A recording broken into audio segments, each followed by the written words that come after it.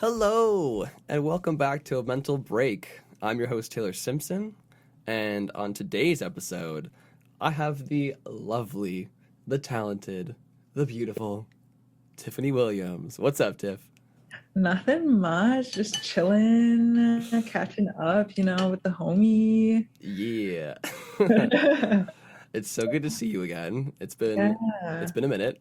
it's been too long. Honestly, like we spent the first literally, I forgot we were even doing this podcast because we were catching up for like an hour and a half, and I'm like, oh yeah, the Oh yeah, podcast. right. For those of you just tuning in, we've been talking for quite a while already. Yeah, I And I was literally like, we should forgot probably what do the we were podcast. talking about for a second. Yeah, whoops. Um, yeah, for those of you that may not know who Tiffany is, Tiffany to me, at least, how we met and why she's on the show today.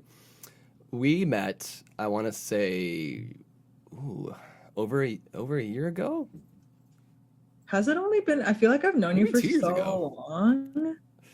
I I'm don't trying to know. think of when we first connected on TikTok. I don't. It's probably 2 years, and it just doesn't. It feels Maybe. like more or less. I don't know. I don't know. I would maybe 2 years.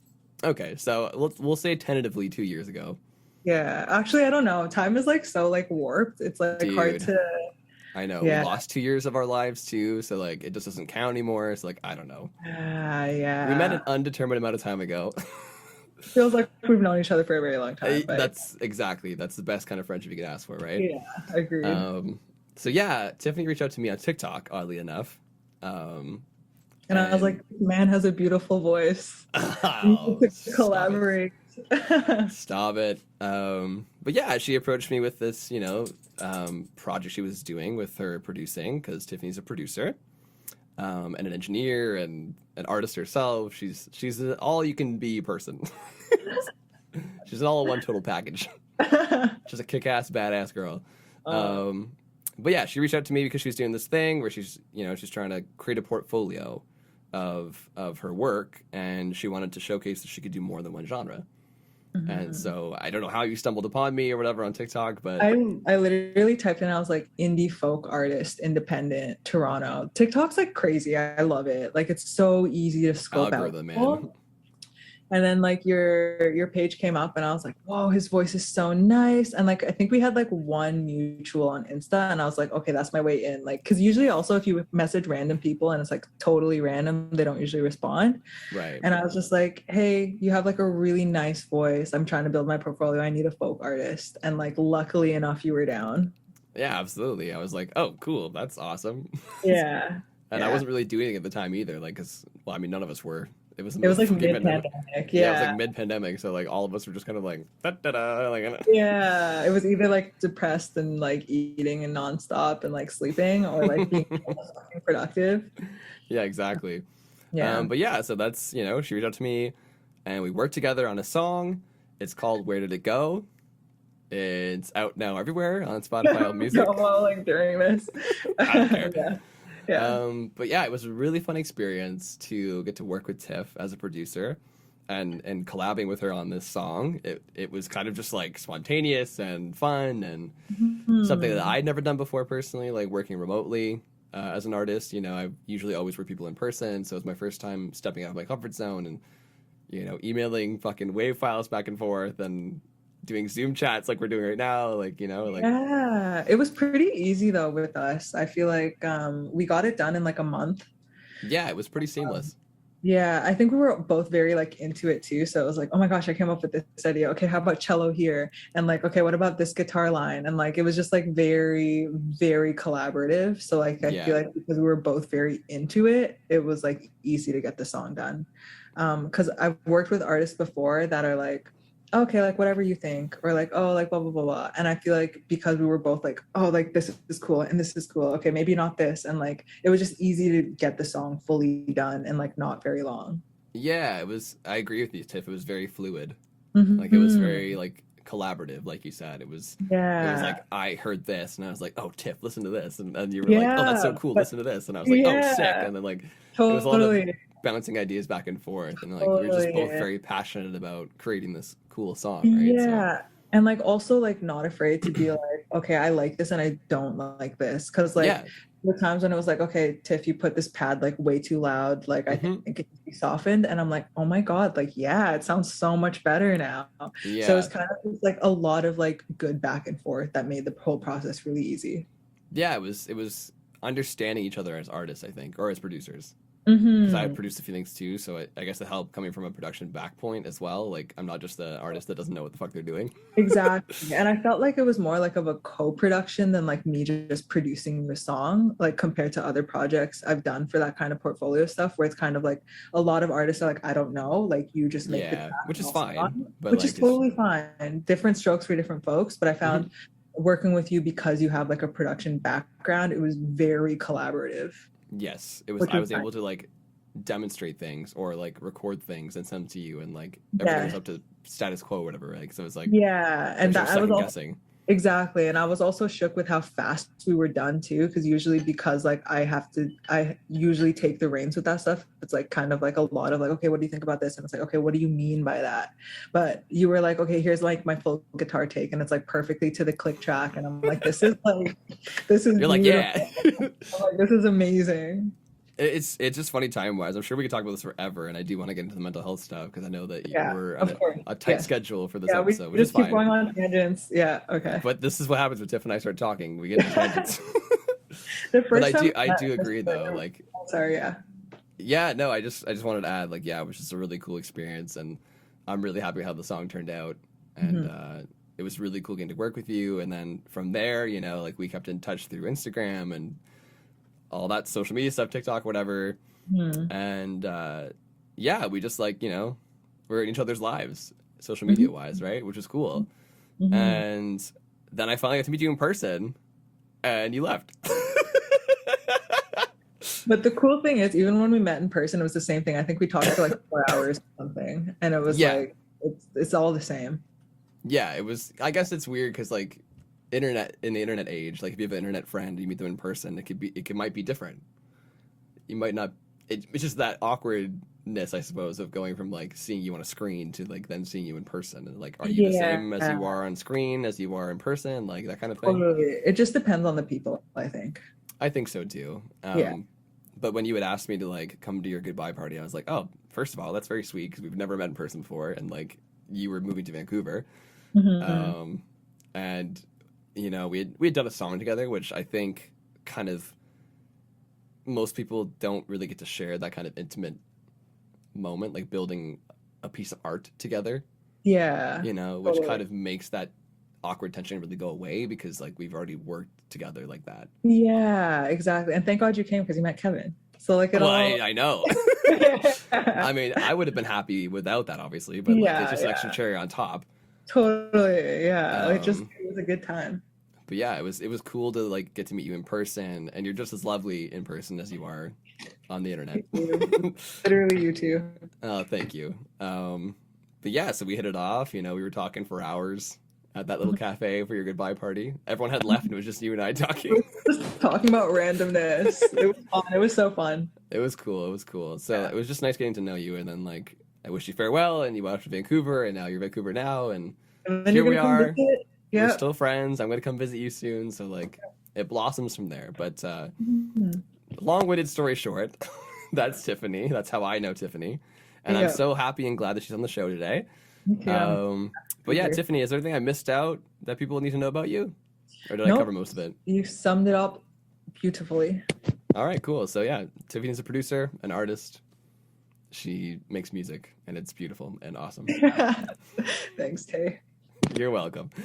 Yeah, so before we get into like the mental health stuff, I just like to ask the guest, you know, if they're feeling comfortable, cozy, vulnerable, okay with talking about, you know, some heavier stuff with me and on this platform.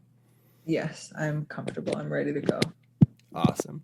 So yeah, I mean, my first question for you, Tiff, and Tiff, it's funny because Tiffany actually is a big supporter of my podcast, so I'm sure she knows all the questions verbatim by now. Yeah, probably. She's got it all listed in her head. She's like ready to go. I've watched like every episode, so yeah. Oh, Well, I've thank listened you. to every episode because I usually like while I'm working out, I need something to listen to. So I'm like, oh, new episode. Time to Yeah. listen. Yeah. And now you're on the pod. Dreams come true. No. Oh my God, stop it. But yeah, so Tiff, what mental health struggles or illnesses do you deal with? So I used to be pretty like depressed when my parents first got divorced. Cause not that I never saw it coming, it was just kind of like years of bottling things up finally came to like fruition.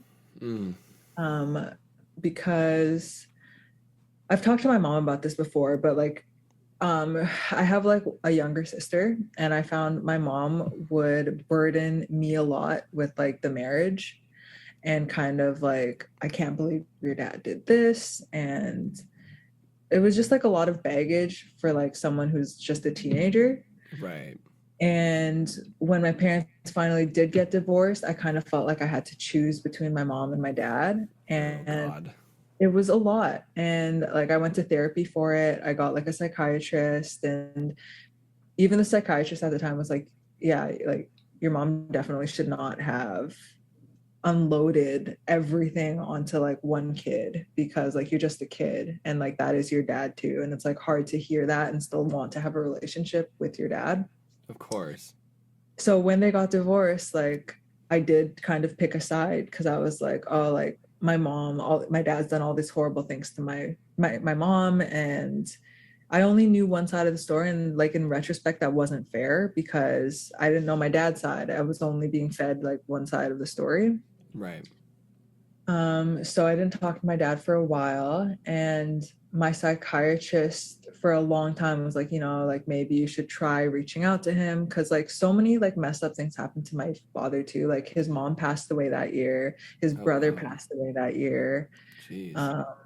It was just like a lot. And when my grandmother passed, it kind of brought my parents back together after the divorce, because it's like my dad has nobody anymore.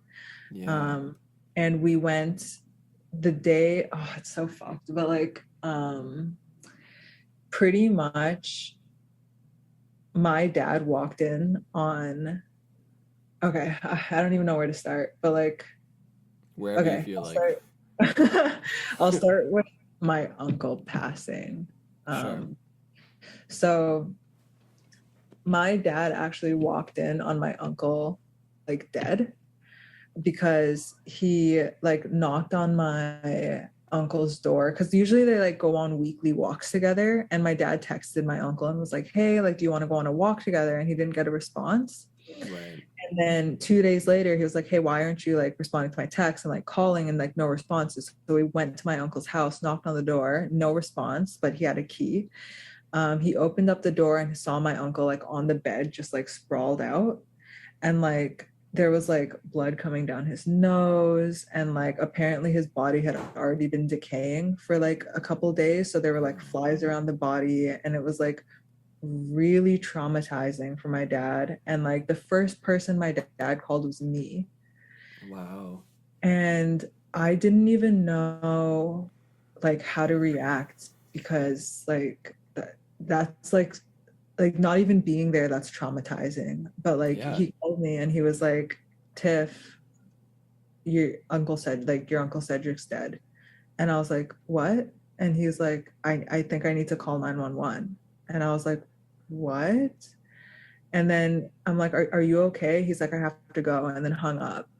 And I was like, whoa, what do I do now? That's a lot to take in. Um, yeah. So then I tell my mom, because I'm like, who else am I gonna tell? I need to tell like somebody that my uncle just passed, and like also dad. Like, what if dad's not okay? Yeah. So I tell my mom, and she's like, holy shit, we need to go see if your dad's okay. Yeah. And this was like after, like maybe a year after the divorce. Hmm. And it was the first time they were going to talk to each other in person, because it's been a lot of lawyer shit up until that point of like who gets this and who gets that. Like also divorces are just awful. Like Ugly. Yeah. I'm gonna like, when my boyfriend and I get married, we've already discussed that we're gonna get a prenup, because like it gets so sticky with It's just smart. finances. Yeah. Yeah. And even if you're not like stupidly rich, like it's just good to be like, these are my assets, these are your Hmm. assets. Like Just covering anyway, your ass. Yeah. Also, it's stupid to say like I worked my whole life for this amount of money and now you are entitled to half of it. Yep. Like, okay, anyways, that aside. Yeah.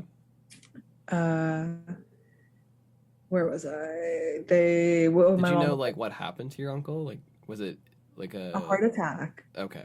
Yeah, it wasn't anything crazy. But he was old and he didn't really take care of himself very well. Okay. So um we go down to my uncle's house and my dad's there and we're kind of like, are you okay? And he's like, I'm waiting for the paramedics to come and get the body. um, Yeah.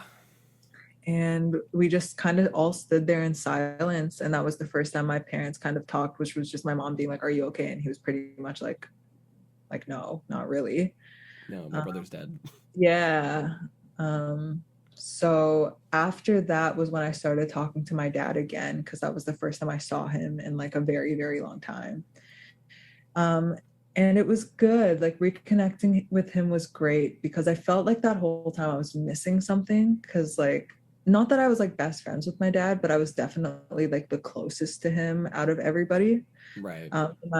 in my family unit. And it was also eventually we got to the point of being able to like openly communicate about the divorce and like how it happened and how it made us feel. And I never really had that kind of connection with my dad before all that traumatic stuff happened. Right. So I feel like all of that stuff was awful that it happened, but also it like brought him and I closer together. Right. Something good came out of it at least. Yeah.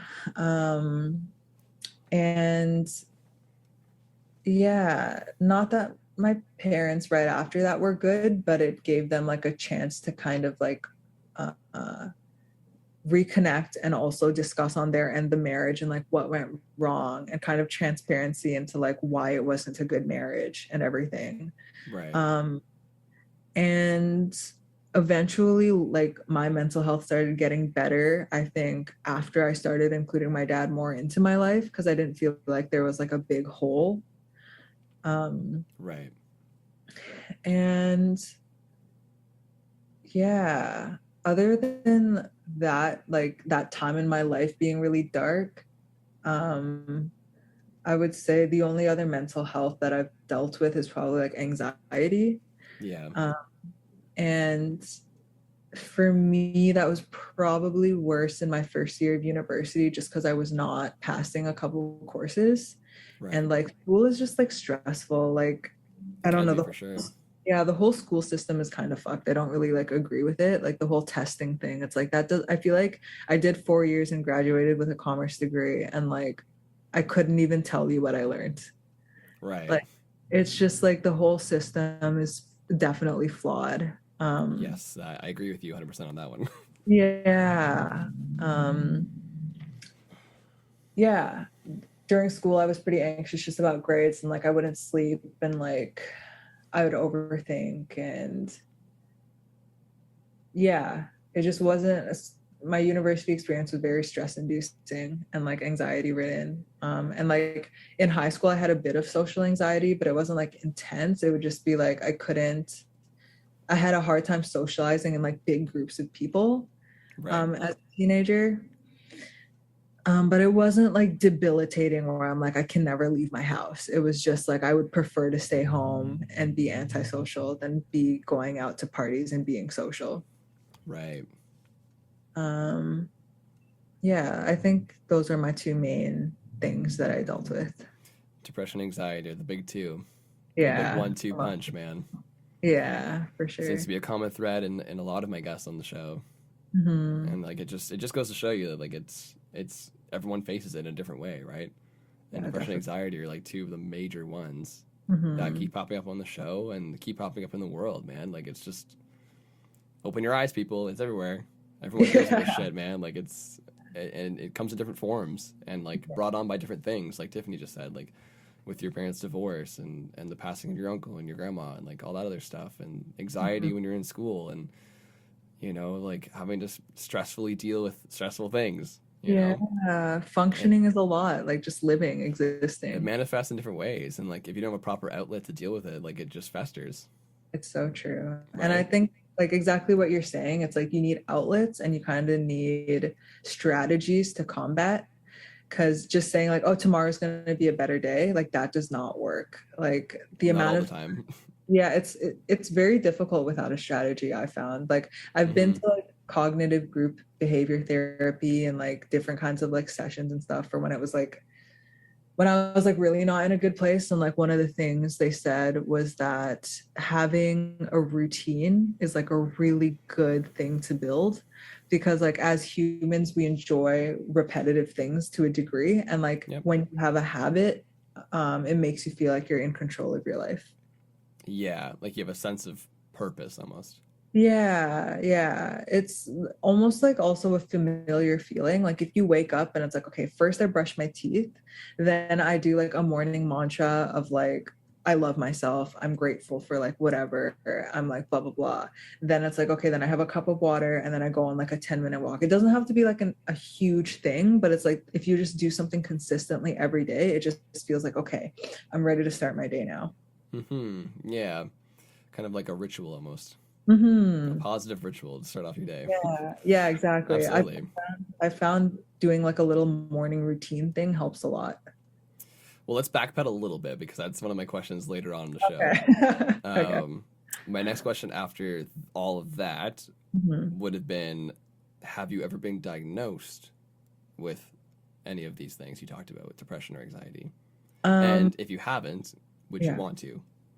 Okay. So when I was dealing with my parents' divorce, I was seeing a counselor and then I got sent to a psychiatrist, and they wanted to put me on depression medication, Okay. but I chose not to go that route because I did not want to get addicted. And also, my sister's severely depressed, and was like suicidal for like most of her like child years. Like her mental health has just been like not good at all. And like seeing that, I was kind of like, I don't think I want to be dependent on medication, because Right. she can pretty much like not get off of it now.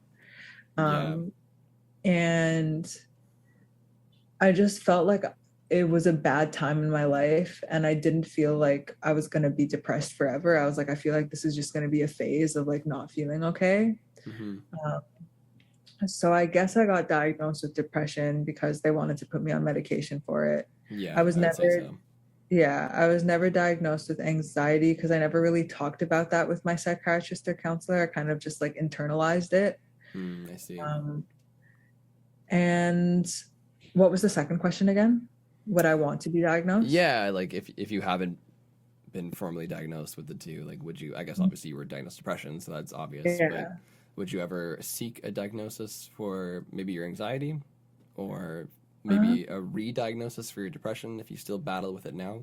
yeah. I think for the anxiety, I wouldn't mind, because maybe there could be like ways to combat kind of feeling so like hyper focused on certain things. But like I don't know, I also like diagnosed myself with like ADD in university, and like I tried giving like buying Ritalin and Adderall off of like friends, Okay, and I found it didn't even help. right. So like I don't know if even diagnosing it. That's a hard question actually. It is difficult for most people to answer this question. um, It's a double-edged sword, I think, for most people because on one side, it could give you clarity, you know, because mhm. you feel a certain way, like you feel like you have depression or you feel like you're dealing with anxiety or what looks like anxiety. And then Mhm. if you go get the diagnosis, it kind of confirms it for you. You Yeah. know, it kind of gives you that clairvoyancy, maybe, that like Yeah. you're like, okay, so this is what I'm dealing with, you Yeah. know? And now I can Yeah. focus on how to deal with it better now that I know what it is, 100%. Yeah. But on And the the other other, hand, it might be too real for people to get, and they might not know how to handle that. Right? yeah. It like they might get the diagnosis and be like, "Oh shit, I'm fucked," and like not know how to cope with that properly, right? Or it might make it too real for them. So it's Yeah. kind of a double edged sword. That's kind of why I asked this question in the pod because I'm curious to see people's reaction to it. Right. I think, okay, if I had to choose, I'd rather have a diagnosis for anxiety than depression, because I think being told like you are severely depressed can be a little bit debilitating, because then it's like, okay, wow, so like I am mentally unstable, and like the reason I'm not able to get up in the morning is because like there's like a reason behind it and I'm just not okay. I feel like that could be more debilitating than like anxiety of like, oh, the reason like you get so like stressed out is because like you have this thing happening. And I don't know. I feel like depression is a little bit scarier than anxiety. It definitely is, I think, in ways, but some people might disagree. Some people might think anxiety is worse than depression, right? Because it comes on so much heavier in the moment. Totally. And it depends on like your threshold of like how bad each one of them is. Can get exactly because some people have a lighter form of depression, right? And their Yeah. anxiety could be worse. And then like getting that diagnosis of anxiety would be like, well, this is why I'm so crazy all the time. You Yeah. know what I Yeah. mean? So it varies between everybody that I talk to, like what Totally. their answer is. And there's to me, there's no right or wrong answer. It's like it's up Mhm. to the person. You don't Yeah. have to be diagnosed. Like Yeah. if you know what you're dealing with is what you feel is what it is, then it's valid to you. Yeah. Yeah. Absolutely. But yeah, it's just a curious question to ask. But thank you for sharing. Yeah. Of course. And I hope that you find whatever it is you're looking for in those regards. I feel like I've been trying to self deal with it throughout my life. And like, I feel like I've come a long way so far.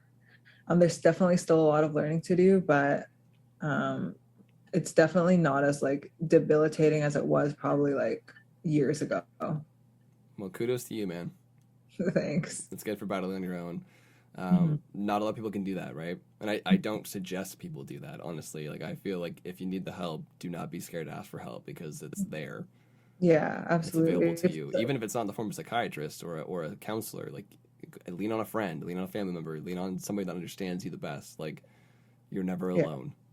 Absolutely. And yeah, it's so accessible, especially like where we live in the time we're living in right now. Like there are so many like mental health hotlines. You can call up any time and be like, "Hey, I'm not feeling well. Like I need Yeah. some advice or I need someone to talk to." And there's people all over the place. Like it used to be a lot harder to try and get help, but now like you can be anybody and get help. Yeah, I mean it's definitely come a long way and I definitely appreciate the strides we've made as a society, especially in the Western world in terms of mental health. There's a lot of room to grow in the rest of the world with mental health. But that's another conversation for another day. Mhm. But we're getting there. We're getting there. Yeah. Yeah. Um, my next question for you, Tiff, you kind of already answered already, which is totally fine. But if you feel like you want to go in depth a bit more, you can. Mhm. Um, but yeah, it's just like what has your experience been like, or your perspective been like dealing with your mental health? And Mhm. I'm sure you've listened to the episodes before, but just in case you forgot, Yeah. or just in case you're tuning in for the first time, hello, I see you. Welcome in. Basically, I just kind of like to tell the guest to describe to our listeners and our viewers like a timeline of like when you first started seeing the signs of your depression or your anxiety and like how that manifested and like what that kind of was like dealing with at whatever age that came in and Mhm. up until kind of like just recently, I guess, like Mhm. a brief recap basically. And I mean, I know you went over it mostly in that opening statement, Mhm. so you don't have to like go through the whole thing again, but just Yeah. kind of like walk us through like what it was like dealing with that. Yeah. So just my experience, like my timeline of mental health is what you're saying. Sure. Yeah. Um, so parents, okay, where should I start? So I don't, it's so hard to say where it started.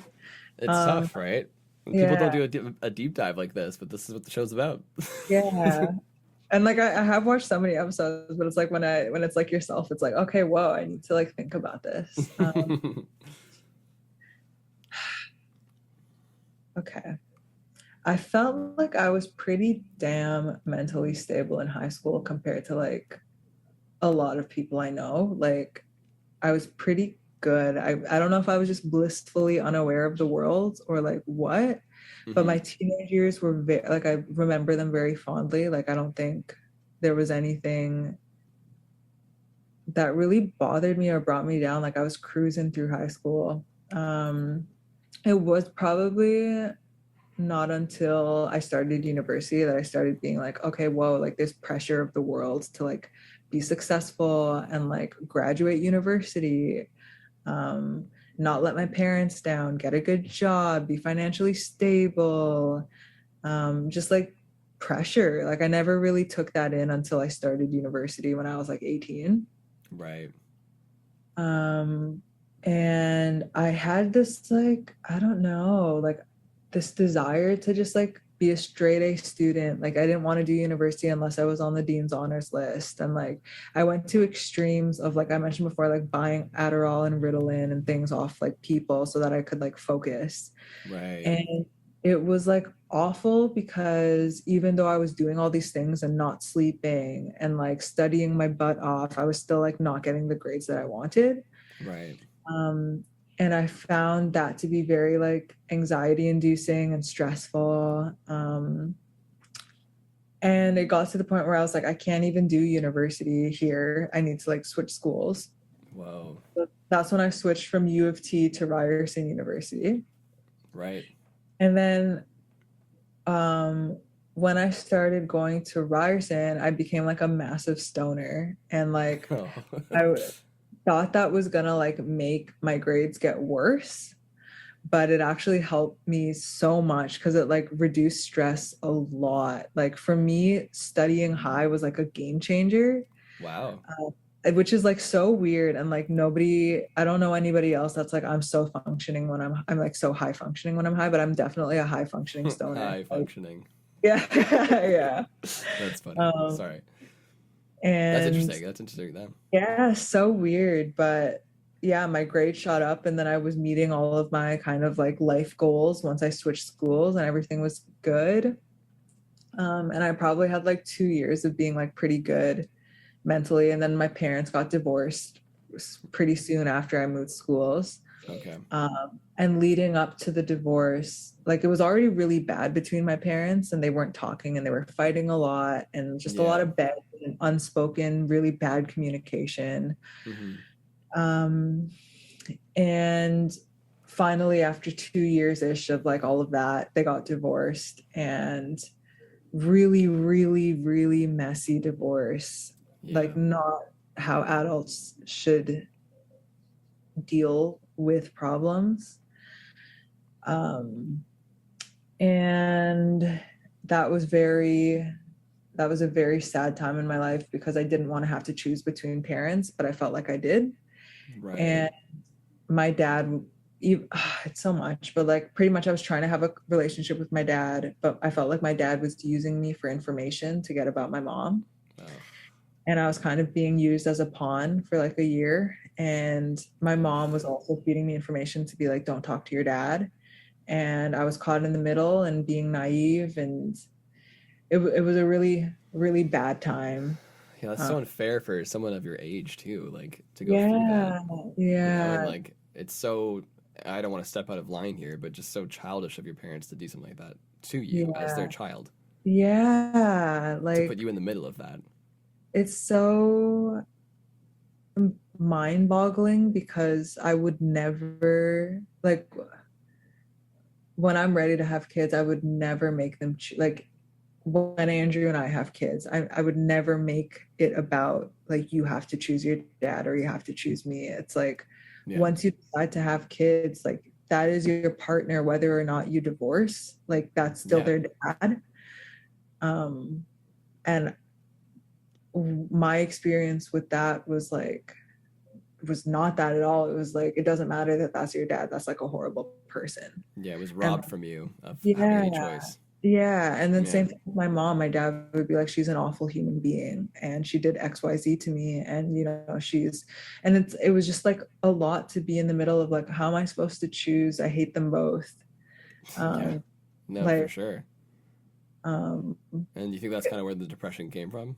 Yeah, it was kind of like being pulled in different directions and making it being felt like it was my fault. And like I would say something would slip out to my mom and she's like, did the lawyer tell you blah blah blah blah? And then like I would find out that she would have like said something to her lawyer and my dad would be like, did you tell your mom this? Now the lawyer is saying this. And it's like, oh my God, like I can't even Jesus. like have conversations. And like Wow, what that's a I'm saying lot. is being used against. Yeah, it was so much. And That's like I fucked, can't man. like even when I was telling my psychiatrist about this, he was like, I can't believe they like did that to you. And like So much I emotional was like, trauma to go through, man. yeah, I was being literally like used for information by my own parents. Like it was so fucked up. Yeah, you were like a mole, Yeah, but for pretty both of much. them. Yeah. And like Wow, Tiff, also that that just sucks. feels like also your parents are supposed to be like your caregiver. So it was like really traumatizing to like go Yeah, through that. Um it's like a reverse Uno card, yeah, yeah. It but was in the like the worst way. yeah, and there was no winning. No, There's nothing I no. could do to fix it. Cause like part of me was like, why can't I fix their marriage? And it's like that's not my That's not your responsibility. shoulders. No. Yeah. And it's like, did I also cause this divorce? Am I making the divorce worse? Like it was a very tough time.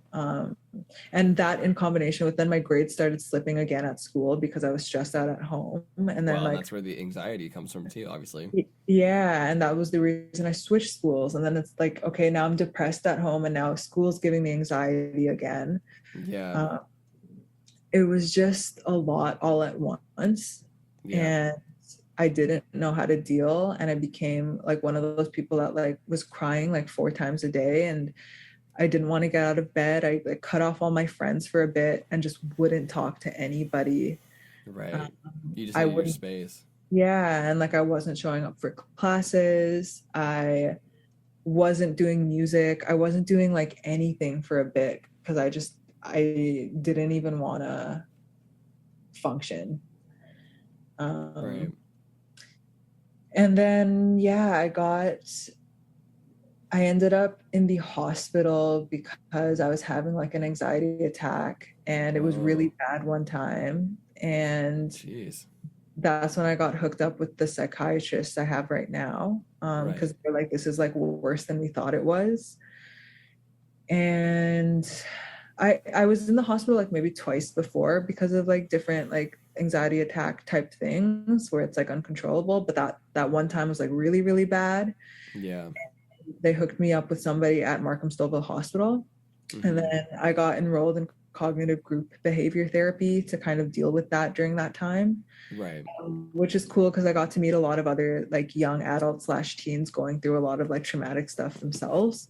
Right. Um, Kind of show and you that you're not alone in all this. yeah, and also like my problems, like it's everyone's problems are different, but it also just gave me perspective of like, yeah, this is like pretty bad, but also like it could be worse. And like True.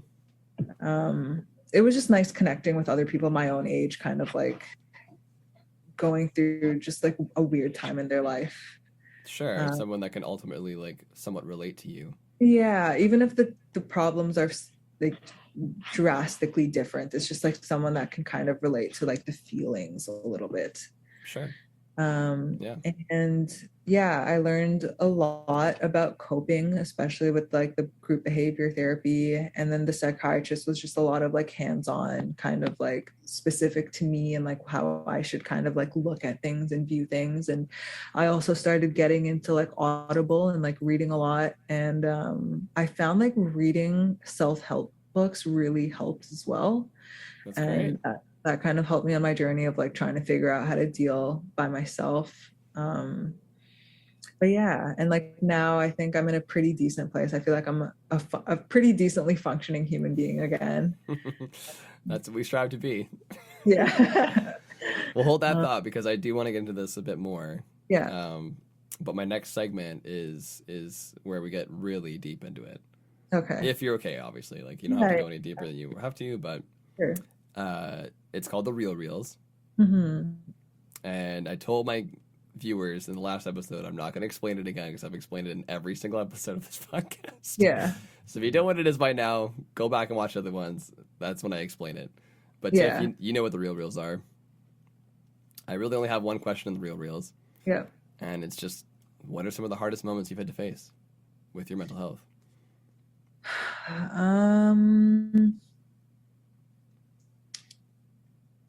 Probably the anxiety attacks I've had where I ended up in the hospital, because those are just like debilitating. Like, Yeah, it it's sounds like when it. it's when we literally like can't breathe. It's like it feels like, oh man, I don't even know how to describe like like really bad anxiety attacks. It feels like you're drowning slash like there's no point of anything, and you just like, it's like there's no solution in the moment. It's like this freaking sucks, and like I don't even know how to deal with this right now. So then you like break down into this like crying fit, and then the crying gets so bad that it's like, yeah, I don't know. For me, like when I have anxiety attacks, I haven't had one in so long, but the last time was like I couldn't stop crying, and then like I couldn't breathe properly. I was gonna say, like, And you're gasping for air and stuff. yeah, and my mom had to like rush me to the emergency because I couldn't stop. Yeah, Um, it's scary, man. it's so scary. It's like an out of body experience. I don't even know. It was like, it's fucked. I hate anxiety attacks, but I can't even remember why I had that one. I think it was like sometimes also when you're like in a really bad place, like little things tick you off and it's like stupid. Yeah. Um, Well, it's because it's like so much is built up in your mind already from what's going on in your life. All it could yeah, take is something small to set it all off, and then the anxiety kicks in yeah, overdrive, and it's game over, right? yeah, yeah. I feel like the last one I had was honestly something like dumb, and then it like everything started like coming forward. Yeah, it's a Or domino maybe, effect, right? yeah, maybe it was like my sister and I had like a little fight or something, and then it like spiraled into an anxiety attack.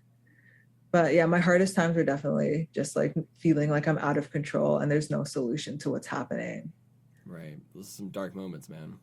Yeah. And if anybody out there can relate to that or experience similar things, just know that you're not alone. Tiffany's here with you. Uh, I've had depressive bouts as well, so like I know what that feels like to be locked in your own body and feel like you can't escape, and there's no purpose or there's no way out, but there's always a way out. You just have to stay strong Yeah. and reach out to people that you trust to get you through those moments, or go Yeah. get professional help if you need to, like if it's that bad. Like Yeah. there's always a way out of it. But thank you for sharing that, Tiff. I appreciate that.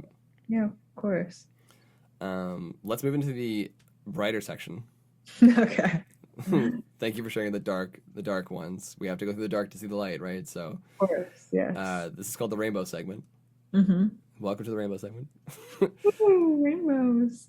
Woo! So, are there any positive things that you've discovered or still finding out about your mental health, Tiff? I think I've been really lucky that for me, it hasn't been a biological thing. You know how some people have like a chemical imbalance and they're just like they are depressed, and since birth they've been this. It's been an imbalance of like hormones and whatever. I think Not I've always been, since birth, too. Like people can get it later in their life as well, but yeah, totally. yeah, me But being I one of them. think, oh really? I have a chemical imbalance. Yeah, Okay, my little sister does too. Um, yeah, and I just feel really lucky because like also viewing like her life and how she's had to deal with all of that and like mental struggles and hmm life experiences. It's tough seeing her struggle throughout her entire life and like wanting to feel better. And it's like a chemical, like it's not something that just came on that can be like, okay, like I'm fine now. It's like there's some yeah, she has to take medication to balance things out. yeah. And the bright side, I guess, for me is like taking things into perspective and being like, yes, I went through like a really traumatic time in my life, but it was just like a time. It hasn't like stuck with me throughout my entire life, That's and good. I was really good before that time, and like I feel like I've gotten myself to a pretty decent place now. hmm And it's not that I don't work on it and like I'm all good now and everything's bright and sunny. I work like really hard to make sure that my mental health is good. Like Yeah, I am super like regimented. I I exercise every day, not because I'm like, oh, I want to be like fit and I want to be hot. It's like I exercise just for like mental. Yeah, it's literally the reason that I do it is for mental health. Yeah. And like an endorphin rush. Like I only do cardio. I don't really do muscle building or anything because I just need my like blood flowing and like Yeah, you see that kind of oxygen. burst of energy. Yeah, I just need that like endorphin rush. So like, yeah, I work really hard to make sure my mental health is like decent every day with like exercise. I try to do like morning mantras of like I'm grateful for this and I love myself and all of these like little things. And like That's a morning awesome. routine and trying to eat as healthy as I can. Like also stopped drinking. I don't really drink anymore. Good for you, man. Yeah, I do That's smoke awesome. stuff. Like I love weed, but Well, now you're in Vancouver too, so it's gonna be impossible for you to stop now. so easy So- access. Tell me why there are like shroom stores on like every corner too. Like the hippie culture here is unreal. I love it. it's pretty crazy out there. Yeah, Yeah. I love that for you. And yeah, what other stuff is bright that I've learned from my mental health? Yeah, I mean, my next question can like tag along with what you're about to say. Yeah. Yeah. We could just tag team it into one if because it seems like you're going to go that direction, which is awesome. Mhm. My next question for you was: have you found any constructive ways or solutions or coping mechanisms in dealing with your mental Yeah. health? Yeah. Exercise is such a game changer. It's a Like big one. It's a big that's one. so huge. Even if it's not like going to the gym, just going outside and walking Yeah, is like such a helpful thing to do. go for a hawk or a walk. Yeah, yeah, exactly. Like it's not that hard. Just put on some shoes and go to the door. Such a TikTok thing to say. Yeah, Alina's rubbing off on me. Definitely. What else? Yeah, eating. You are what you eat. I'm a strong believer in that. If you're Well, then eating, I'm a piece of shit then. oh, have you not been eating good lately? I'm eating like shit, bro. Sorry, it's not about me, it's about you. But like, yeah, just want to throw that joke in there. Yeah, no, it's because you've also had a lot going on. It's hard to be like super regimented when it's like you have your album released and like you're working with your band. Thank you for and- making excuses for me. I appreciate that. Got you. That makes me feel a lot better. Thanks, Tiff. Yeah, we'll say that. It's because I'm busy. I feel like That's yeah, good though, Tiff. I'm glad that you're eating better though. It is a huge proponent to making your mental health better. And so is exercise too. So those two are big. Totally. What else have you been doing? You still seeing a psychiatrist? Okay, long story with that. There's like, so I had a call with him last week and he like ghosted me kind of, Whoa. which is like so weird. And like, this isn't the first time. Okay. This is like the second time in a row. And it's not like ghosting. It'll be like he'll call me and like let it ring once and then like hang up. And I'm like, this is so weird. Unprofessional. So unprofessional. But he's with Markham Civil Hospital. So I'm like, I don't know if it's because he's not getting paid and he's just a government worker that he's like, okay, like I called, done, check mark. And I'm just like another number. Yeah.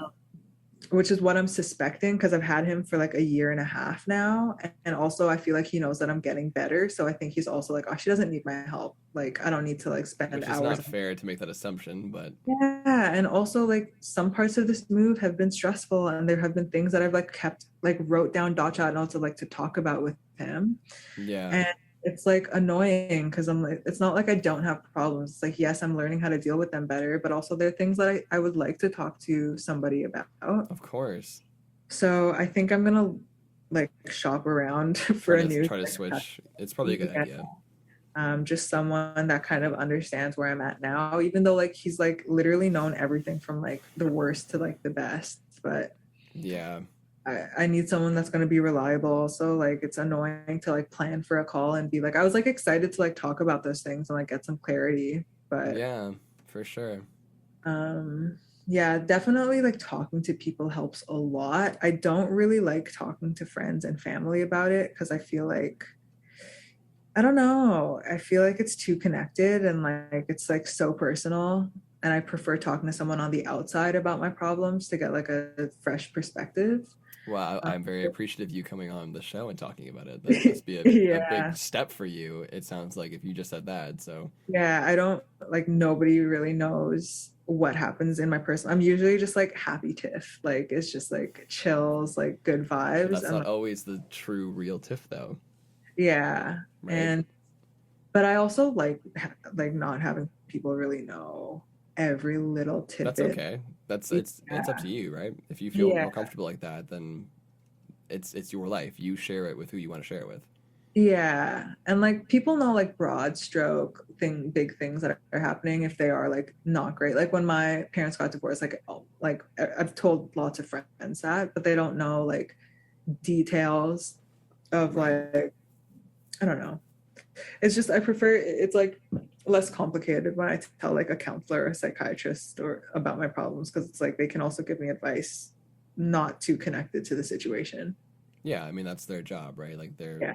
they're there to listen and diagnose you and tell you the constructive ways that you can go around coping with it better or dealing with it better Yeah. or Yeah. approaching the conversation a bit better. Like, Yeah. I feel like another part of it is like I think I'm just going to reschedule my Facebook Marketplace person because we might as well just finish this podcast okay, today. I mean we're almost done anyway, so Okay, cool.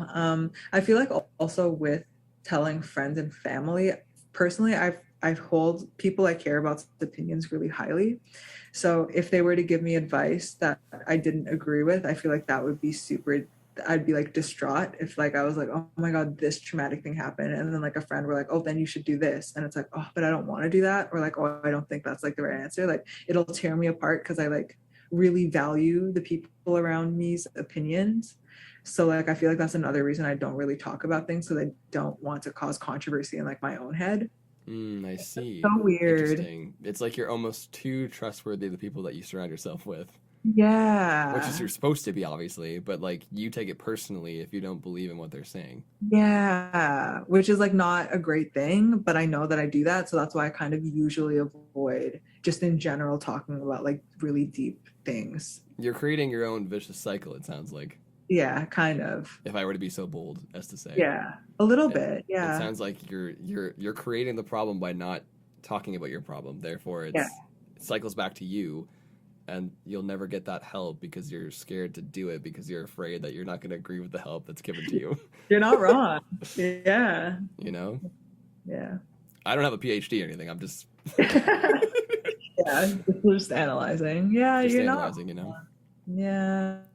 just a mental health advocate over here. Yeah. Yeah, like I've tried going to people I care about for advice and I have found that it stresses me out more. So I just kind of like avoid it. I think another big thing too is not everybody will fully understand. You know, like people will act like they understand, or people will say that they understand, but do they truly understand? Yeah. You know, and are they in the right place, mindset, lifestyle, whatever, to give you said Absolutely. advice, right? Exactly. Like, there's a big difference between somebody like me giving you mental health advice. I'm not trying to be, you know, I'm trying to keep humble here. Like, I'm not saying that I know everything because I don't know everything at all. I'm the Mhm. last person that knows everything. I'm fucking doing a podcast to try and figure out more about things, Yeah. as opposed to somebody that's never had to deal with loss, right? You know, like, it's two different places. Yes, that being said, also, like I agree with it 100% because they also don't know all the facets of your life as well. Because, like, I may tell you this thing happened, but you also don't know, like, the background of it or like the other Hmm. side of it, or like, yeah, with everything, there's like so many sides to it. Nuances to it. Yeah. And like with giving advice, it's like the person giving advice might not know like the outcome of that or how it'll affect the other person if I choose to do it that way. And like It's true. it's complicated, But at the yeah. same time, if you were the one asking for the advice, then the person has every right to give you the advice because you asked for it, right? And that's exactly why I don't. But it's up to you to take that advice and deal with it what you want, right? It doesn't And that's necessarily mean you have to use that advice. It's just yeah, a different perspective for you to hear because you might not have thought of it that way if you hadn't have asked that person. exactly. And that's the part that I struggle with. So you just need to figure out a way to consume that, but not feel like so obligated to have to do it. Yeah. And I don't think that person will be upset with that. you know? No, and that's so not the problem either. It's not anything against like the people that I'm telling that I'm like, oh, they're gonna be disappointed in me. It's If more I like, don't do the advice they said or whatever, yeah. yeah, exactly. It's like more of I don't want to make the wrong decision and be like, why didn't I listen to this person? Or like they're usually right about things. So like I should just listen to them, even though I feel like I shouldn't do that. Like it's so weird. I don't know. It's so weird. It's tough, man. It's definitely a tough thing to deal with. Especially in today's age, there's just so many opinions out there too, right? Like, and like who's wrong, who's right? Is anybody wrong? Is anybody right? Is there a Yeah. proper way to deal with this? Who knows? You Yeah. know, like there's so many different avenues to go down. I think you didn't ask for this advice, but my best advice to deal with Yeah. this would Yeah. just be like if you are trying and or willing to open up to this some sort of idea and allow yourself to start taking it in a more positive way, I would say just like make sure you get a wide spread first before you make any decision. Like don't Mm-hmm. just take it off of one person. That's why you have multiple friends, Yeah. right? Like if you're stuck on something and you really need help with it, whatever that may be, Yeah. if you know you have people in your life that have dealt with it before or something similar or whatever in that regard, and you have multiple people in your life that have that, go out and talk to all of them because Get they all that. might have a different perspective on it, right? That Yeah. either you didn't think about, or maybe they'll all tell you the same thing, And then it'll and be then apparent. boom, and it's apparent that that's what you need to be doing, right? Yeah. That's good advice. Yeah. But also like time Do with that consuming. what you will. I'm just putting it out there. Yeah, no. That's definitely a solution. But also talking about things over and over again is also stressful. It can be for sure. Like Depending having on to what. go around and tell all the friends the same thing over and over again. Obviously, it's very difficult, but if it's Mhm. something that you need to get addressed or need to be settled or need to get over, it'll be worth it in the end. Yeah. As Yeah. tough as it is to talk about that many times over again, maybe talking about it that many times over again will get you through it faster. Yeah. Because then you becomes like more numb because I've talked about it so many times that it's like, Yeah, okay, you just this become desensitized to it because you just talked about it for like 5 times with 5 different friends, yeah. right? Yeah. It could, I don't know. Yeah. It's an idea for sure. This is an interesting topic. I don't think I've ever discussed this on the show before, so thank you for bringing this Oh, up. yeah, no problem. I'm happy. I'm really happy to be here. It's cool to be part of the mental health break, a mental Yeah, break with Taylor a mental Simpson. break. Well, yeah, I mean, like we talked about a lot in this episode. I think it's pretty good. We've covered a lot of your life, what you've Hmm. been dealing with your depression, anxiety, and some of the darkest moments with your anxiety attacks, and then coming out of that, and then getting to the decent driving person that you are today, and some of the methods that you've used with exercise, eating healthy, shopping around to find different psychiatrists to help you. Hmm. Um, the whole advice thing at the end there was good to talk about. Hmm. Maybe help you deal with that kind of stuff. Or if Yeah. anybody else deals with something similar to that, it's good to know that there are other people out there facing the same thing. Like, Mhm. it's been good, man. Yeah, I just want to say, like, any final thoughts or feelings that you want to express to the listeners or the viewers could be like a message of hope or any advice for people dealing with similar issues as yourself. Just any final Yeah, thoughts you want to throw out in there into the world. totally. Um, I guess relating to the last thing I just said with like being not as keen on telling friends and family like kind of what's happening in your life because like you almost don't want to know what you almost don't want to know what they think of how you should like deal with it. It's like good to remember that like people that you care about probably care about you too because like I have gotten good advice here and there from people. It's just that like when what I want to do doesn't relate to what they're telling me to do, it like creates this like weird clash in my head. But it is alleviating to talk about things that are going on in your life. And it's like always better to put it out in the open than to bottle it up. Because I Yes. feel like part of the reason that my anxiety got so bad to the point where I started having anxiety attacks was because I was refusing to address anything. And I was like, Mm, honestly, life sucks, but like, whatever, like, let me finish this essay. Or like, just kind of like not addressing things. And then it would get like so bottled up to the point where I was like not functional. repression. So yeah, like that is such a big issue.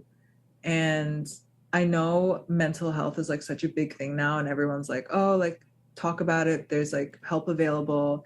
I'm here. This person, like, here's my phone. Like, it's accessible, but still, like, in the back of people's minds, it's like, this is not a big issue. And like, I don't need to talk about it. Mm, And that's how, like, I viewed a lot of my own problems, especially throughout university. right. And my biggest takeaway, if I could go back in time, is just talk about every little thing that like is bothering you, because it just manifests in different ways, and like will show up later on down the road if you don't address it now. Yeah. um No, I agree for sure. yeah. I think repression is a deadly thing, and I think that's what probably led to your anxiety attacks, like you said. You know, Mm-hmm. and probably for a lot of people Yeah. that are listening right now, if they deal with similar issues like that, or if they're battling something internally and they are either too scared or unaware of the repercussions it might cause them later, and Yeah. they held it in because they thought it was better for them just to hold it in and not let it out. Yeah. I'm sure they've been to the point where they were at you're at, where the anxiety attack comes in, or the depressive episode, or whatever it might manifest into, Mm-hmm. happens, and then they get lost in that, Yeah, you know, absolutely. and it consumes them, and it either hospitalizes them or has, you know, sends them to a psychiatrist or whatever, right? Like, Yeah. or they have a mental breakdown, like whatever it may cause. But like, to avoid that happening right from the get go, is that when you have an issue that you can't fix on your own, it's Mhm. okay. Just talk about it. It Yeah. really is. Like, that's the whole reason why I started this podcast, Yeah, yeah. is Just to to have, create this open platform to discuss things like this, yeah, you exactly. know, in an open, safe space, you know? Totally. And I understand that, you know, in today's world, there are still people that don't agree or see that mental health is a real issue, and that annoys the hell out of me. But again, that's a conversation for another episode. Mm. But there are just so many people that do. Yeah, absolutely. It's scary. It's scary, but like true that there are a lot of people who don't acknowledge mental health, even when it's like really apparent. Corporate And America. it's so awful. Like, not even just corporate America. Like, I have family members that are like not, how do I word this? Like anti mental health almost, where it's like, why are you making everything such a big Like, deal? And very like, like traditional. yeah. And it's like, are you okay? Like, how do you not, like, okay, my cousin is going through like an existential midlife problem right now, and she's like really not functioning. And my mom's been very present in her life for the last year, because like she hasn't been able to take care of her kids, and she's just not able to be a mom right now because her mental health's really not good. So my mom's been kind of like stepping in, um, as a really helpful aunt to like the kids. And that my cousin's mom is like really like, this is not a problem. You don't have like a mental health issue. You just don't want to be an adult. And it's like, how can you say that when like clearly she's just like not functioning at all? Yeah, that's rough, man. Yeah. So I feel like it's not even just corporate America. Like, there are people that just don't think mental health issues are a thing. Yeah, no, you're right. You're right. I mean, it stems down in many different ways. You know, Mm. it's in corporate America clearly, or in corporate in general. Like, people don't give a shit Yeah. or take it seriously in the corporate world. If you take a mental health day, they're like, "What the fuck is that?" Yeah. You know what I mean? Yeah. Like, it's almost non-existent. I mean, like, some companies are getting better at it, but like, there's still so many steps to be taken in that Hmm. regard. But you're right. It trickles down into family or Yeah. friends or just Yeah. people in general out there that still don't believe mental health is a real thing. Yeah. You know, it's It's sad to see. So that's like from the top of the episode we were talking about that, like how I was saying like yes, we've made strides, and in 2022 we've come a long way since where we used to be, and that there are so many opportunities for people now that there never used to be. Yeah. Like, you know, in Ontario we have CAMH, in Toronto, which is Mm-hmm. a huge one. There's all these hotlines you can call. There's BetterHelp, Yeah. online physicians now, or psychiatrists and stuff like that. So like there's all these different outlets now to get help, Mm-hmm. which never used to exist before because it's finally being talked about more Yeah. in There's the in finally the light being shed. in the media and like in the social aspect of the world or whatever. Totally. Yeah. And I feel like the younger generation is a big proponent of that too.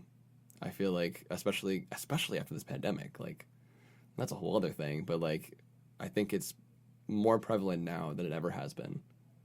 I Just how think just much mental health affects everybody. totally. I think the advancement of the internet has just made everything more accessible. Oh, for Like sure. we can see things in real time of how other people are dealing with problems that they're having. And we all feel so connected, even though we're on opposite sides of the world, or Mm-hmm. you don't even have to meet people to feel like seen or heard or related to, and it makes you feel less like a black sheep. And it's yeah, like us, like we're Just gonna say like yeah, you and I. yeah, totally. And I love it. Like it makes you feel like less of an outlier, and it's like okay, there are other people struggling too. Like I feel more comfortable talking about things because like so many other people are going through the same thing. Yeah, I don't know if have you watched that Bo Burnham movie? absolutely. I have. It's Like amazing. that is probably going to go down in history. Like he documented the pandemic perfectly. Like nobody else has really taken the time to be like, this is how it really And felt. captured the true essence of what we were all Yeah. experiencing. Yeah. And I it's mean, like stuff, obviously he made it comedic because of that's course. Yeah. his zhuzh. I mean, it made it more palatable for people to understand, I think. Yeah, definitely. Like it Because had to if be he had kept messy. it raw and like real, it would have been so depressing. Yeah. It was still depressing. I mean, it was still depressing. Don't get me Yeah. wrong. It was still Yeah. there was still truth to it and still Mhm. rawness to it, Yeah. masked in all of the comedy. Yeah. But if that Exactly. comedy would be stripped away, it would be like you would see this is the way things are. Yeah. You know, Yeah. it's scary, man. Yeah. But no, But it's a great movie though. yeah, it's awesome. And stuff like that, in conjunction with other stuff posted online, it's just like a nice way to kind of feel connected and like we're all going through it. Um, yeah. And I feel like the younger we go, the more like mentally unstable everyone is. I don't know if it's just like a thing on the internet, but like depression is such a joke. Like we make jokes about it because everyone's so like not stable. Yeah, I think it's I become more desensitized over the years too. Like yeah, the more strides we take forward in understanding that this is a real thing, we yeah. also take steps back in appreciating it for what it is, and have now put a comedy mask over it, basically, like Mhm. like like Bo Burnham did. As Yeah. a general society, we've like accepted almost not all of us, but most of us have accepted that depression, anxiety are the two most prevalent goddamn mental health illnesses in the world.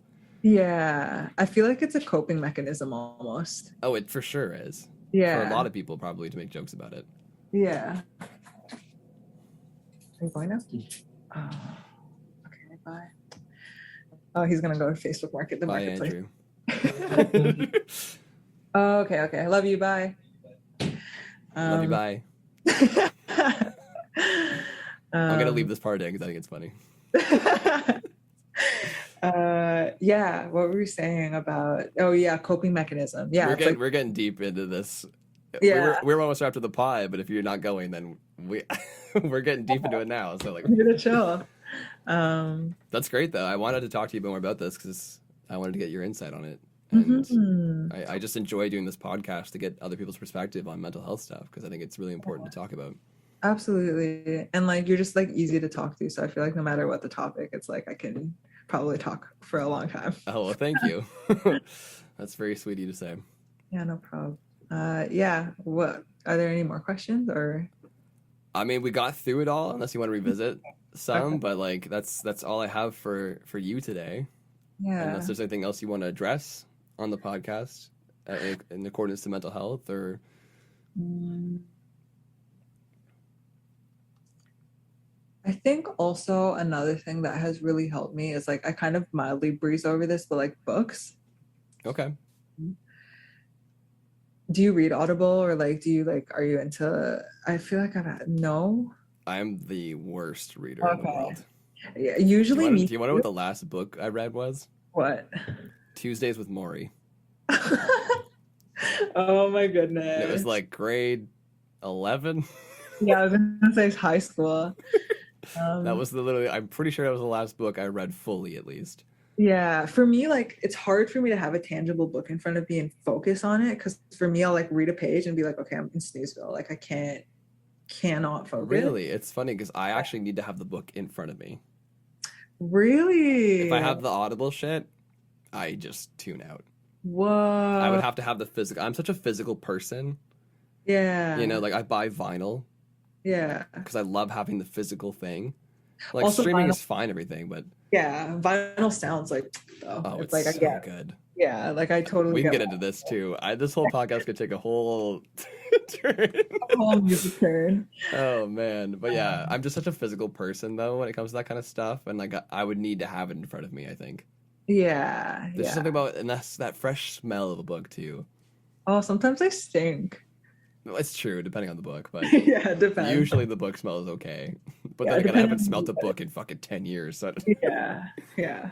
Um, for Audible, I find because I like to multitask a lot. So if I'm doing something else while I do Audible, I feel like I'm like able to kind of focus. So like I'll clean and listen to Audible, or like I'll go on a run and listen. that's great. Uh, That's great. yeah, I find multitasking really helps. But I think some pivotal books I've read that have helped me like with mental health and like overcoming hurdles Yeah, is let us know. The Obstacle is the Way. Okay. That was such a game changer in restructuring how I look at problems. And do you know the author? Yes, I have it on Audible. Um, Just so that the listeners and viewers, if they're interested, can yeah, go check it out. totally. Actually, probably easier if I just Google it.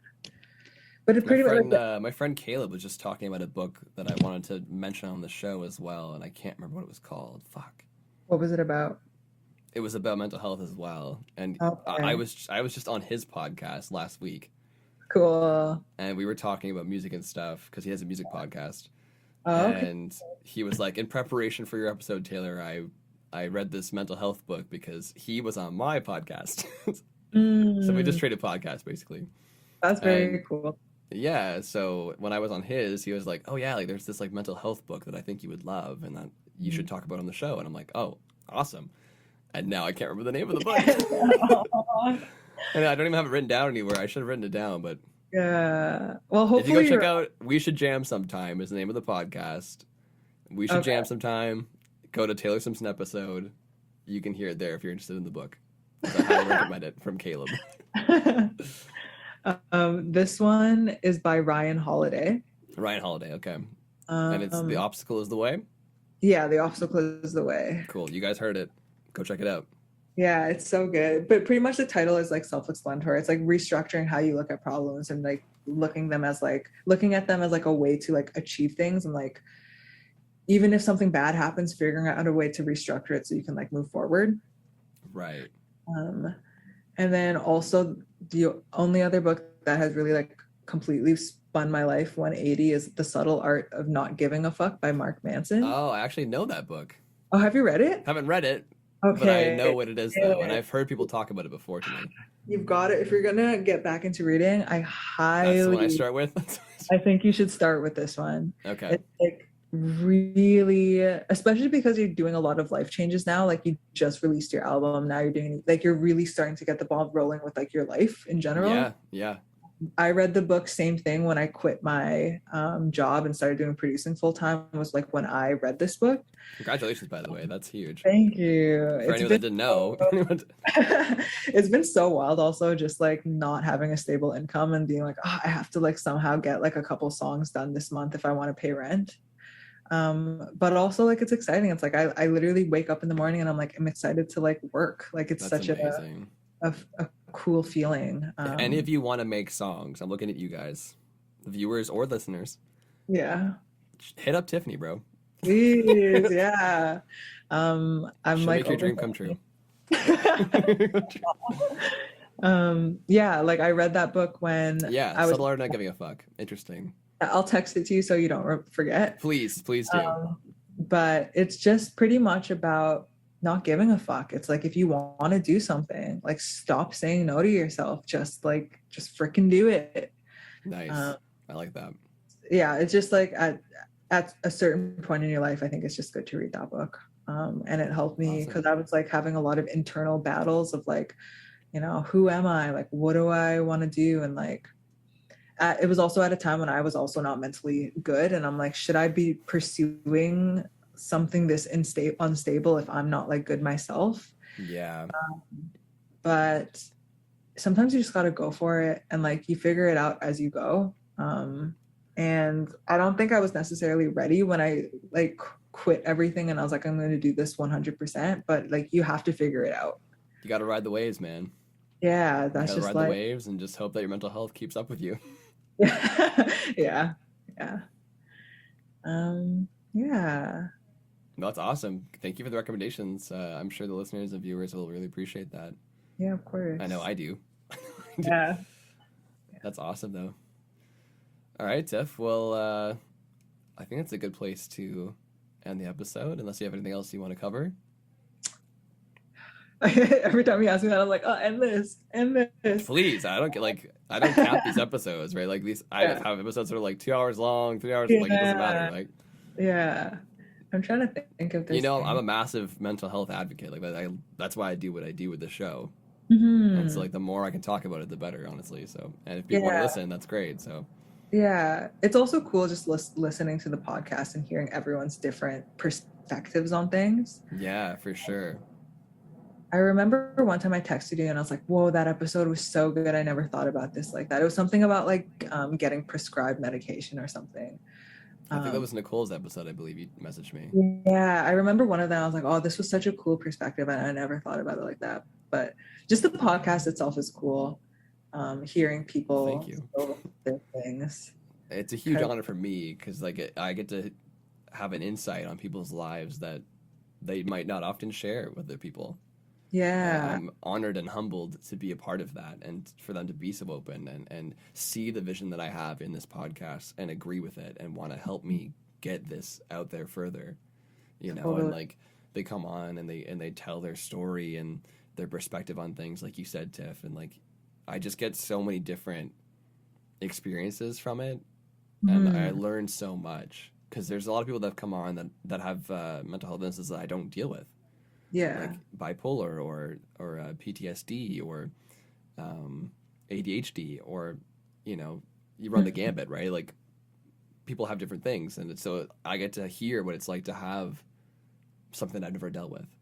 Yeah, and get to learn what it's like to live with that, and just get a different insight, and it just makes me appreciate what I have so much more, and the people that I have on so much more for sharing their story and their experience and stuff.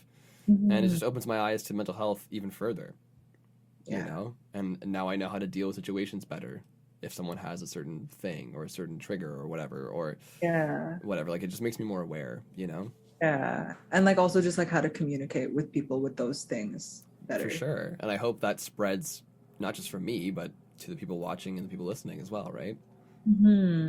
Especially like when you're unaware, sometimes it's like, oh my gosh, this person has like this problem, but it's like when you know people with that problem, it becomes less like of an unknown thing and just like that's just like something that they deal with. Yeah, like I used to think before I had a friend with bipolar disorder, I was like, oh my god, like that seems like such a scary thing. Like 1 minute they're like in one mood and the next they're a different person, but it's like it's not necessarily that extreme either. Sometimes it is, but like yeah, it seems like more scary when you don't know about the things rather than when you talk to people with the actual illness. Yeah, no, for sure. It lends a different perspective that you wouldn't have if you didn't know how to deal with it at first, right? Yeah, absolutely. Yeah. Awesome. Well, thank you so much, Tiffany, for being on the pod and thank for you for sharing having me. your story, because it was very nice to hear more about you. And I know we had talked about it briefly when we met in person, but this is definitely way more in depth than we got into for sure. Yeah, because the first time So we met, it was just like everything it was ever. like, who are you as a But person? yeah, yeah. And this Outside is of us like, doing that song together. yeah, yeah. Well, this is, we also managed to get on a lot of tangents too, but I mean, like, Yeah, it's kind of a I little feel bit like more. it wouldn't be an episode with Taylor and Tiff if it wasn't all over the place. I can't believe literally we spent the first like 2 hours just talking about randomness. Oh yeah. And as soon as we end this, I'm sure we're gonna talk for a bit longer before you get off. So Especially because now I don't have to do this whole Facebook Marketplace thing. there you go. There Yeah. you go. But yeah, anyways, we'll wrap up the pod so that people can get out of here and go do whatever they're doing there with their lives. Yeah. I really enjoyed being on it. Thank you so much for having me. Yeah, no worries, Tiffany, of course. When I reached out, I was like, oh, it's got to be Tiffany on the next season. I remember the first time you asked me for the first, I'm like, "Ah, like I'm so not good at talking, but like now I'm just like, I'm just gonna do it, like whatever. You did great. Yeah. You did Yeah. great. You shared way more than I thought you were going to share, and you were a lot more open, and I feel like people are going to really enjoy this episode. I'm glad. Yeah, but just, yeah, thank you for coming on and sharing your story, Tiff. It means a lot to me, and I'm sure it means a lot to the viewers and listeners. Yeah, I'm happy to be here. Awesome. Well, hey, where can people check you out if they want to reach out to you? Do a little pluggy ruse. A little plug. Do a little Okay. plug. You can reach out to me on my website, tiffanyericawilliams.com, or you can hit me up on Instagram, tiffanywilliams.jpg. Tiffany has like 3 different Instagrams. I know I have so many. You have so many Instagrams. They're all for different purposes, and I What honestly is like Williams Production, and then Williams? What's the Oh, other one? Williams Production and Williams. What's music marketing. yeah? That's the one. Yeah. Williams JPG, and then there's Williams MP3, and then I don't know why I'm like this, but I How do you literally keep track of them all? I don't even know. I just like have different purposes for all of them, and like it just helps me filter things. So I'm like, okay, like if it's the music marketing one, I know that it's probably going to be like EPK and Spotify questions, and like I can send them to my email. And then if it's production, I can like hop on a call with them. And like if it's just friends, then I have them on JP. Like it's so, I know it's a lot, but it Yeah. like I also think you should narrow it down to just 2. You should have like a business one no, and a personal one, and that would make your life a lot easier than having No. 4 you're Instagrams. so not the first person that has said this too. Like I should totally mesh my production and music marketing. It's still your business. It's just 2 different aspects, but you can categorize it as one. Like it's still you doing the business, and you can just have everything funnel into one channel, so you're not going to 4 different channels. Okay, wait. Listen to my reasoning. Oh Okay. boy, here we go. So if it's okay, think about like Virgin or Sony. They have like so many streams. They have like Virgin Mobile, Virgin Music, TV, Virgin, yeah. TV. So like for me, I know I'm not like Sony or Virgin. I love how you're comparing yourself to a giant corporation. It's manifestation, okay? Hey, speaking of truth, speaking of the truth. So in my mind, I know like I shouldn't do that yet. I should totally just build a brand presence and then like split off. But it just like makes me feel like I have different outlets for everything. That's cool, man. Hey, I'm just busting your balls. You do whatever you want to do. Yeah, so website, Instagram, and then you can also follow me on TikTok, which is Tiffany Erica Williams. And those are my 3 main. There you go. You heard it here first, folks. Go check her out on any of those 6,000 Instagrams, No. those 5,000 emails, and the 20 TikTok accounts. Oh Lord. Just a bunch of TikTok burner accounts.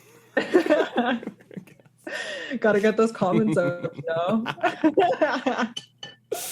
Gotta get viral on one of them, right? Yeah, exactly. All myself.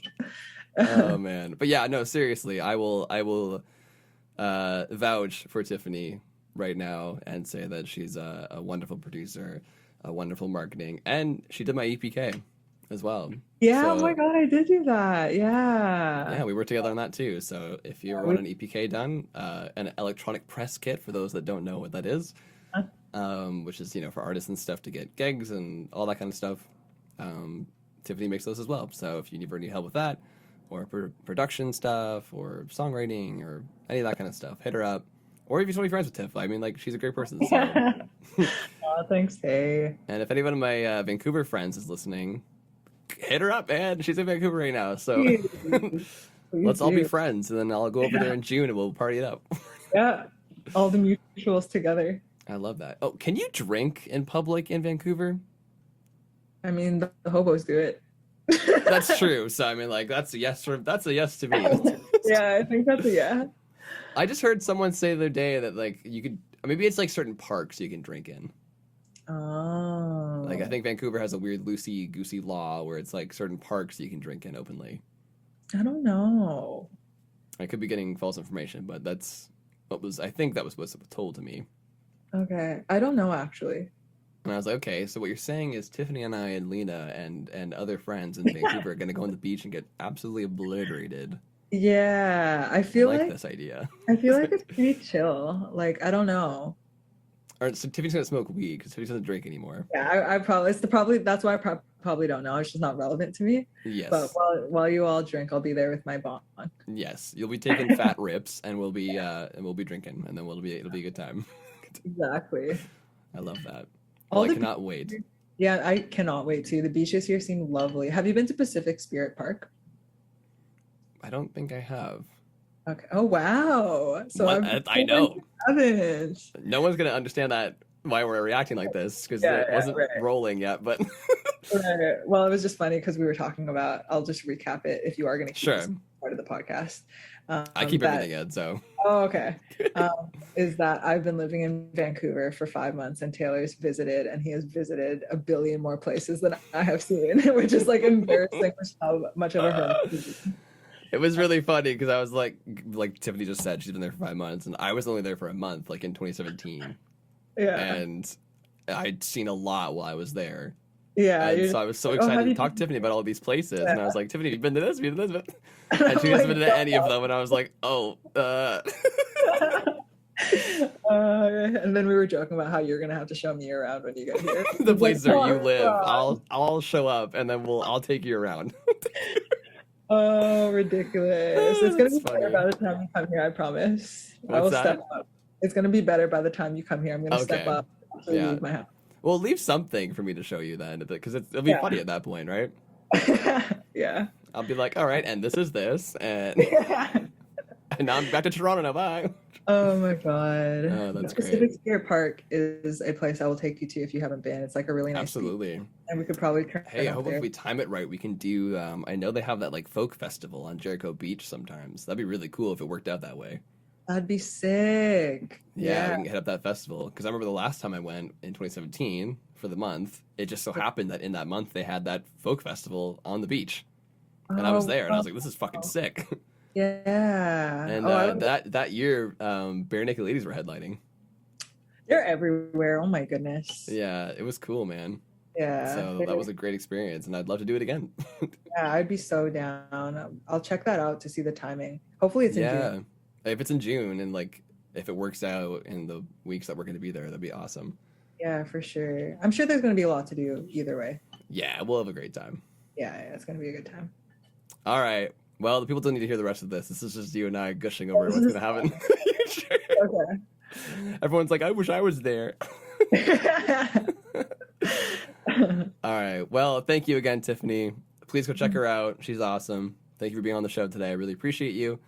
And thank you guys for watching and listening. If you got this far, thank you so much. I appreciate it so much. And Tiffany does this as well, I'm sure. Mm-hmm. Thank you guys.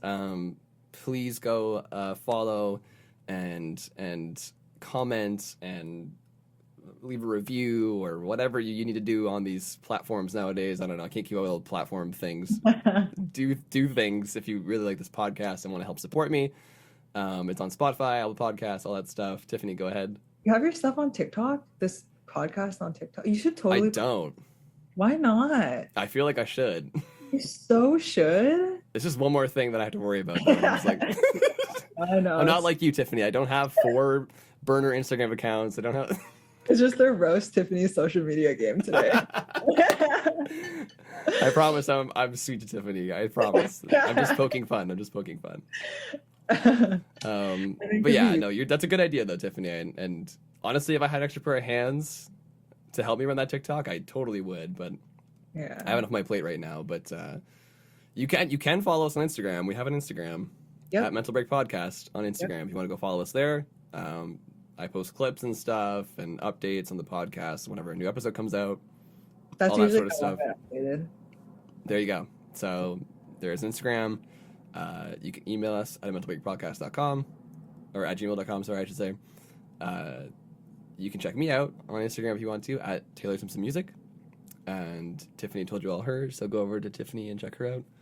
And yeah, thank you guys so much for listening. Well, I always like to just end the podcast with drink some water, make sure to go get some exercise, go for a hot girl walk. What else do I normally say? Get your booster if you want your booster, whatever. Wear your mask. And look to the left, look to the right, look in front of you, behind you, diagonally, wherever you are, and hug somebody and tell them you love them. Love that. Because it's just, it's getting pretty fucked up these days, and I just feel like we need more love in this world. So call a friend, tell a friend you love them, or a loved one, or a family member, or whatever. Mm-hmm. Spread the love, man. Spread the love. Yeah. Spread that shit. Spread the love. All right, Tiffany. Love you. Thank you for being on the show. And I'll catch you guys on the next episode.